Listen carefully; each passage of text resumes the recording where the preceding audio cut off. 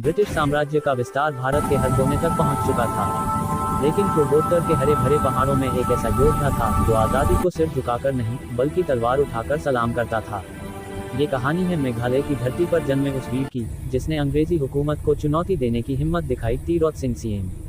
सन 1802 खासी हिल्स का नोगकलाव राज्य, जहां जन्म हुआ तिरोत सिंह सीएम का। वो एक राजा ही नहीं बल्कि अपनी प्रजा के रक्षक थे। उनके शासन में न्याय, परंपरा और सम्मान का गहरा रिश्ता था। वह अपने लोगों को भाई बहन की तरह मानते थे। उनके दरबार में हर व्यक्ति को अपनी बात रखने का अधिकार था। पहाड़ियों के बीच बसे इस छोटे से राज्य में आज़ादी और समानता की सांसें अब भी जीवित थीं। लेकिन जल्द ही इस शांत धरती पर लालच और धोखे की परछाइयां पड़ने लगीं। ब्रिटिश साम्राज्य ने अपनी निगाहें पूर्वोत्तर के इन पहाड़ों पर डाली।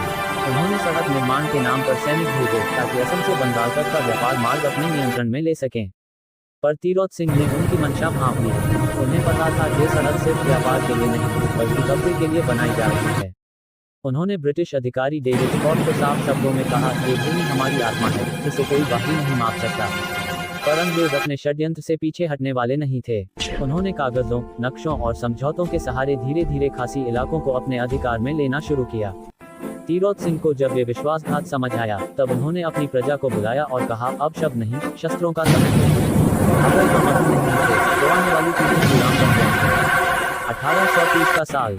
आसमान में गरजते बादल, पहाड़ों में गूंजती युद्ध की पुकार।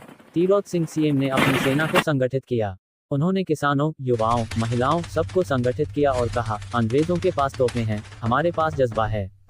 जंगलों में जाल बिछाए गए, घाटियों में घात लगाई गई, और फिर शुरू हुआ एक ऐसा संघर्ष जिसने ब्रिटिश साम्राज्य को हिला दिया। तिरोत सिंह और उनके योद्धाओं ने बंदूकों के सामने धनुष, भाले और अपनी अटूट हिम्मत से मोर्चा लिया।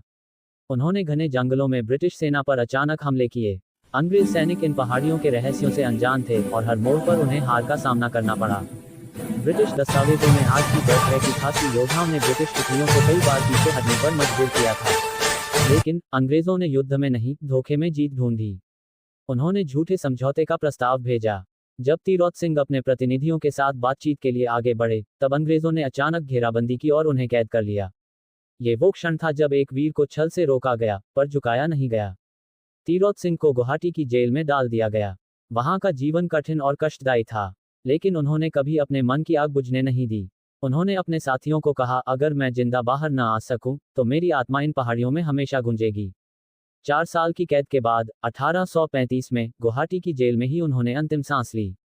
उनकी मृत्यु अंग्रेजों की जीत नहीं थी, वह उनके अन्याय के खिलाफ उठी हुई एक पुकार थी, जो आज भी खासी पहाड़ियों में गूंजती है। आज भी मेघालय की घाटियां उनके नाम से